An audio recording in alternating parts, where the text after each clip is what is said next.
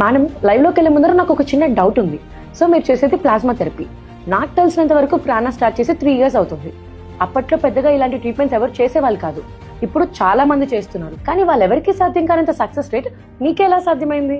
అందరూ ఈ TV advertisements లో ఆ మొహం మీద ఎల్లో కలర్ లిక్విడ్ పెట్టేసి మోకాళ్ల మధ్యలో గుజ్జు వచ్చేస్తుందని ఊదర కొడతారు. కానీ అసలు మా ఫోకస్ అంతా ట్రీట్మెంట్ మీద 5% అయితే 95% మా నీ పెయిన్ సక్సెస్ అంతా కూడా ప్రివెన్షన్ మీద. ఏదో ప్లాస్మా థెరపీ చేసేసి నీ కార్టిలేజ్ రిపేర్ అయిపోయినా కూడా అసలు కార్టిలేజ్ ఉండేది మిల్లీమీటర్లలో. ఆ కార్టిలేజ్ నిలబడ్డానికన్నా, కండిషన్ ప్రోగ్రెస్ అవ్వకుండా ఉండాలన్నా బరువు, ఎక్సర్సైజ్ అనేది చాలా ఇంపార్టెంట్. నేను ఫర్ ఎగ్జాంపుల్ ఒక 70 kg ఉన్నాను అనుకోండి. మనిషి అనేవాడు కనీసం 3000 అడుగులు వేస్తాడు డైలీ. 70 kg ఇంటూ 3000 స్టెప్స్ అంటే 2,10,000 kg బరువు మోకాలు రోజు మోసుకోరు.